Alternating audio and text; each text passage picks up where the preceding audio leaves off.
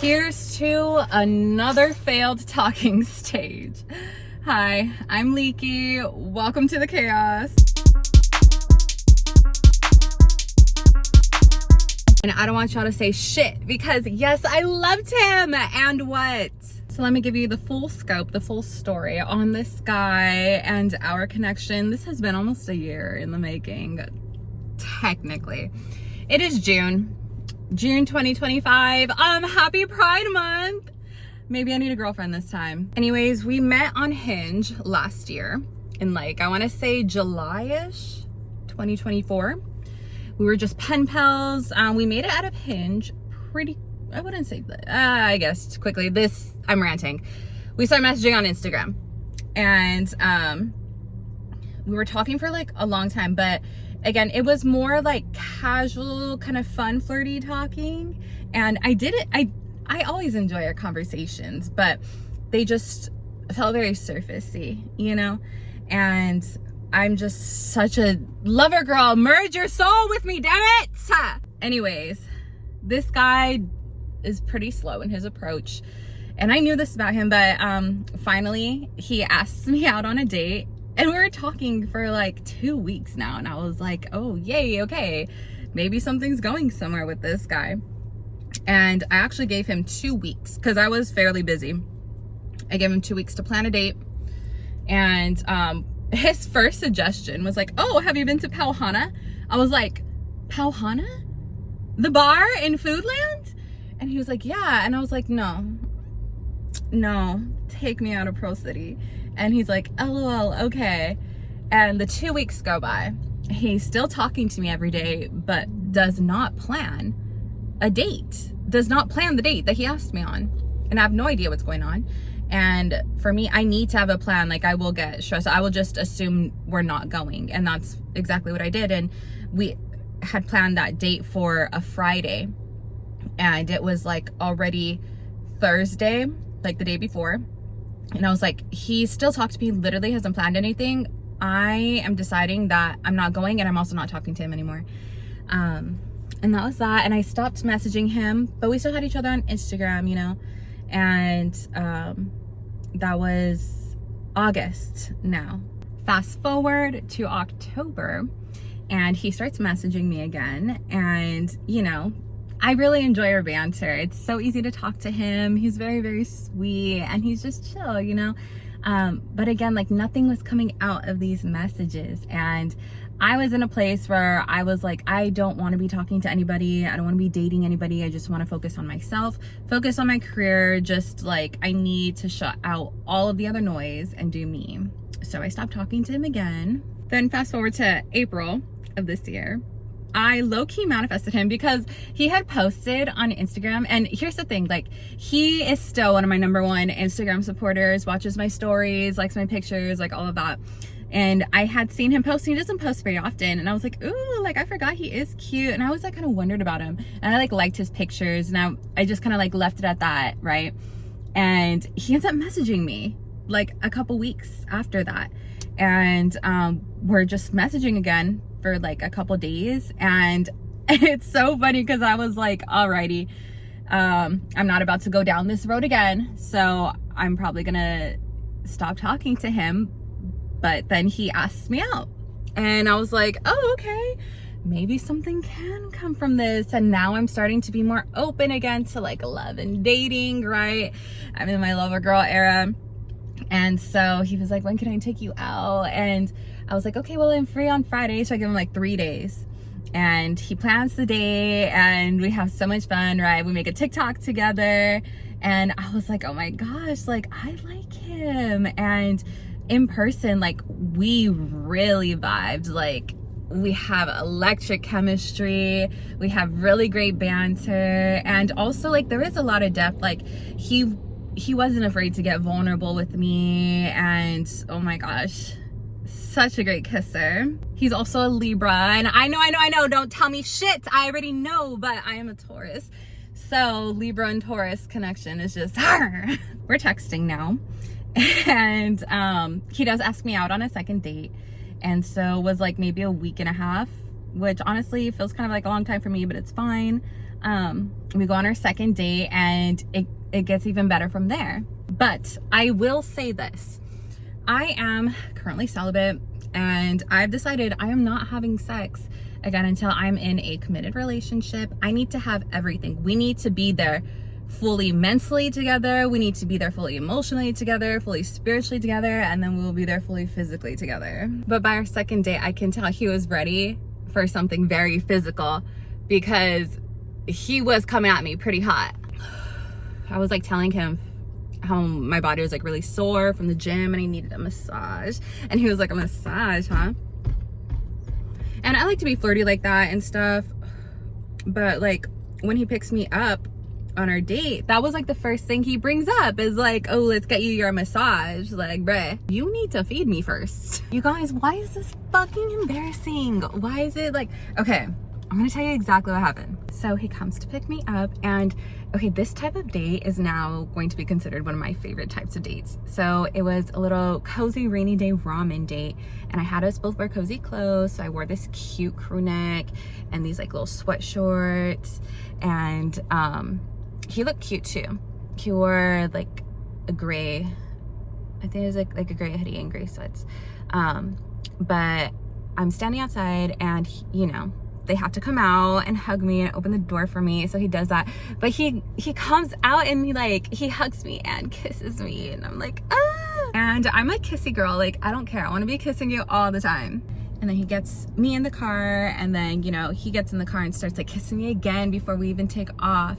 And like even as we're driving, he's like, you know, rubbing on my leg and stuff. The red lights come and he kisses me, and I love the affection, I really do, but it started feeling like more like it was feeling too much. Like he was getting very eager, and even when he was like rubbing on my leg, it didn't feel like sweet affectionate. Like he was like going crazy, like rubbing really high up, and I was like, do not go too high.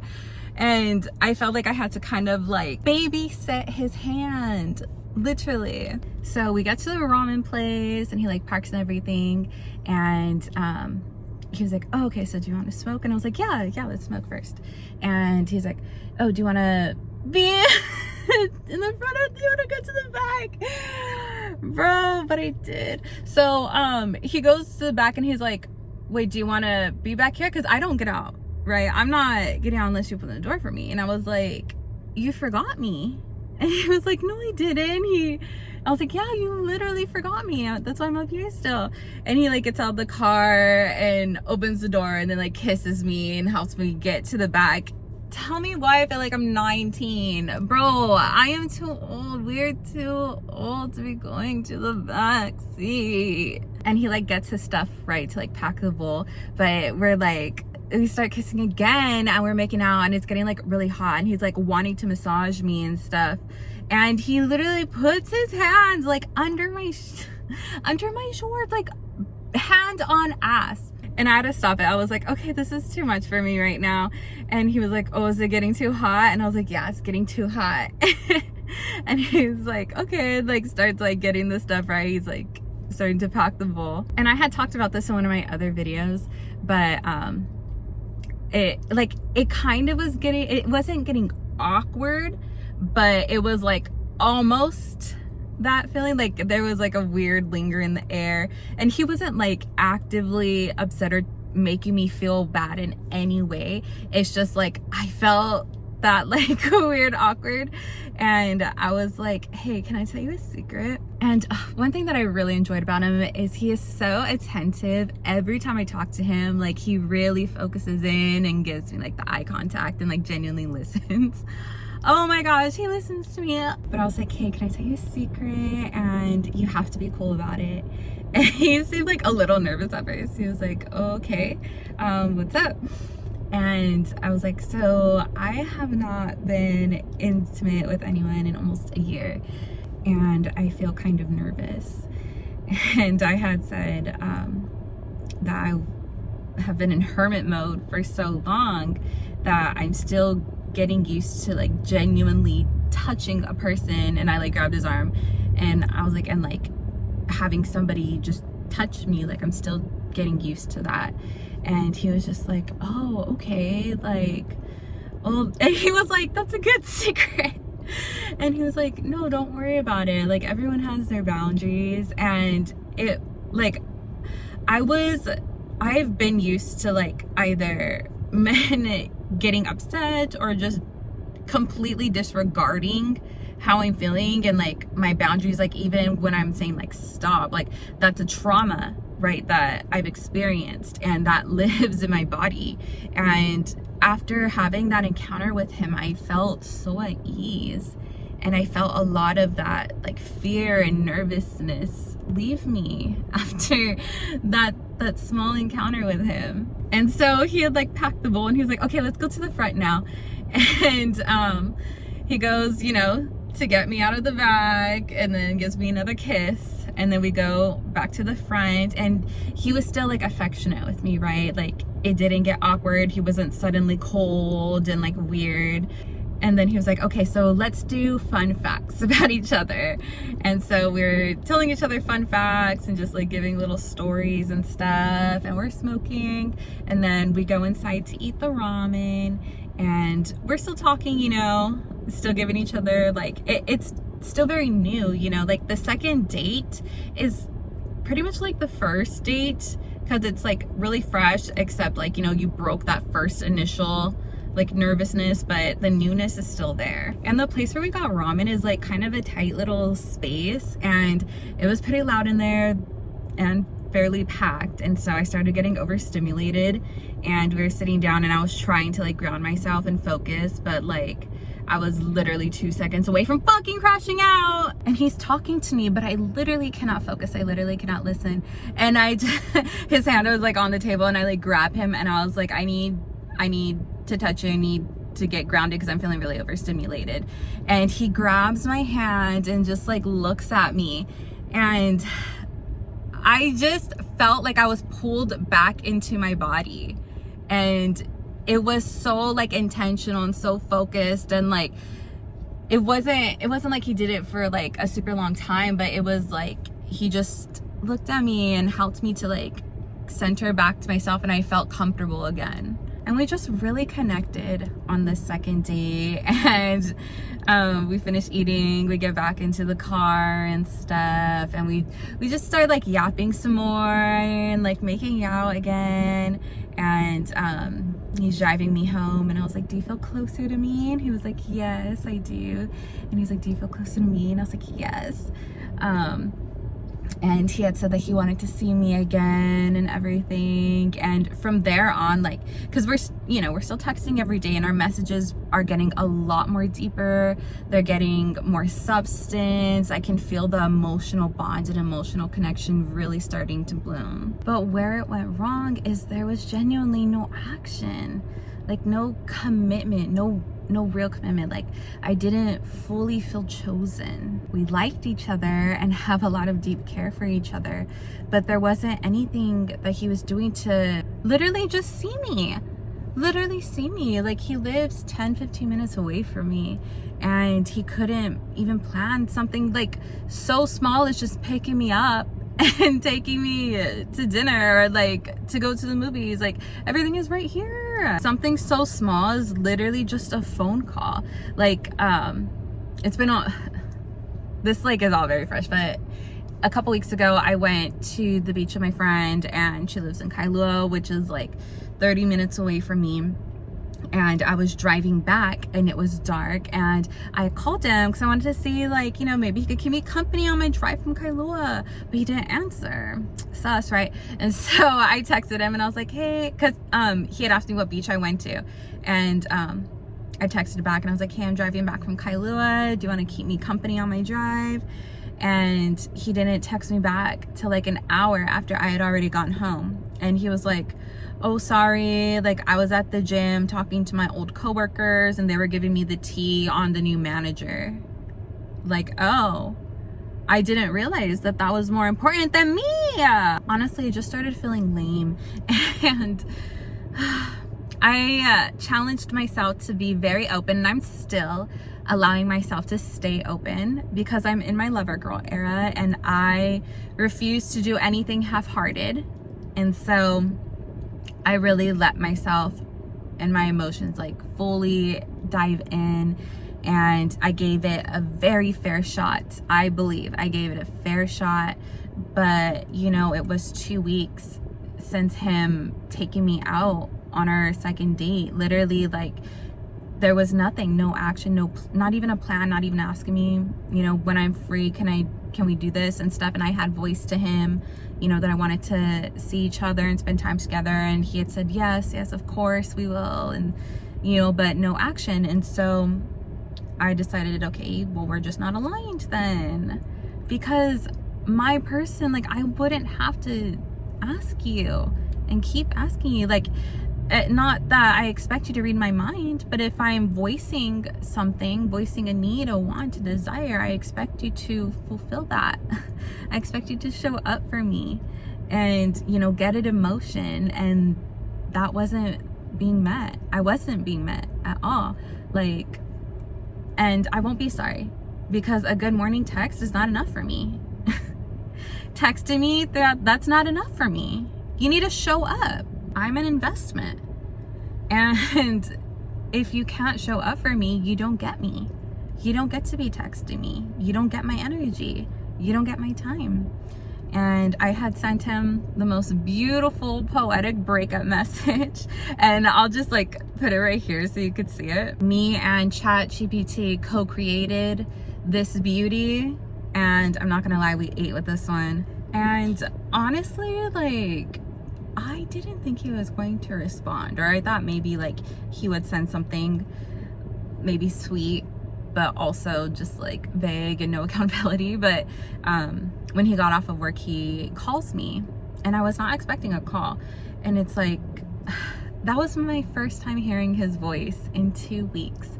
Why did it take literally a breakup message? Why did it take me to tell you that I'm leaving for you to call me? And I answered, and he sounded really nervous because he kept stuttering a lot, but he was really apologetic. And I can tell that he felt really bad, because I had mentioned in the message, like if you had paused and read it, that I felt bummed. I felt bummed that I was the one, you know, carrying this connection and, you know, voicing that I wanted to spend time together, and he wasn't doing anything about it. And he was just telling me how sorry he was for that, and he does really care for me and likes me a lot. And I told him, like, I really like you too, but I just felt that we weren't aligned, because I'm ready for a relationship. I want that. I want commitment. And though we have this beautiful connection, I just didn't get that from him. And I shared that, you know, when I voiced to you that I wanted to spend time together, I expected you to plan something, and, you know, nothing happened. And he was just like, oh, I wish that there was something that I can do, but I'm sure you're firm on your decision, and like maybe in the future, but like I know you'll probably be with someone else. It was like that mindset, bro. I can't work with that.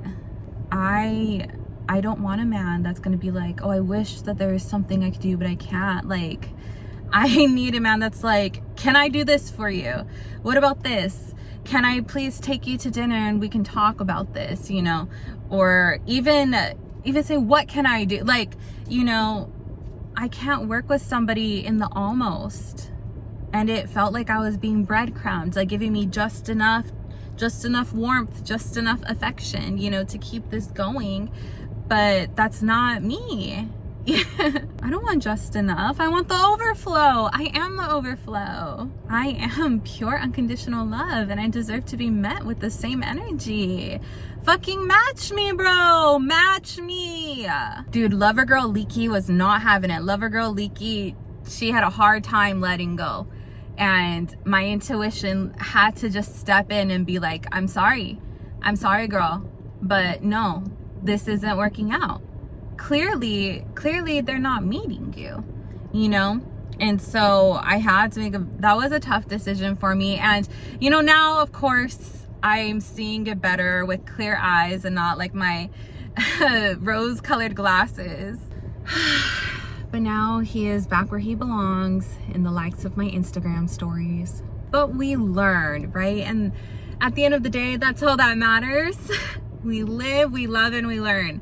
And this time I have learned, oh my gosh, so much about myself. Shout out to ChatGPT for literally being my lifeline, my supporter, my rock during this difficult time. Remember, if they are not fully actively choosing you, you have to choose yourself.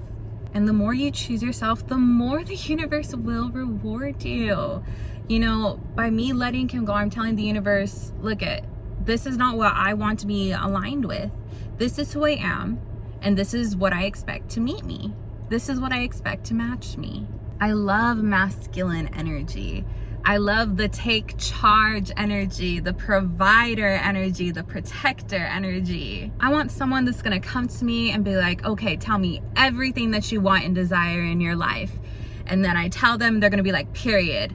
This is how to do it. Let's do it. This is what we're doing. I want someone that genuinely sees me and loves me. I don't want someone that just admires me or loves the idea of me and loves my energy and attention because it satisfies their ego. Like, I want someone to fucking see me, bro. But I digress. And so I'm not about to manifest him back or try to manifest like the version of him that can show up for me. I'm gonna just let go and let God take care of it and let the universe provide for me. I am in no way looking for love. I will never chase love or beg for it because I am love. I am pure unconditional love. But alrighty, y'all. I love you. I love you so, so, so, so much. I do have to go.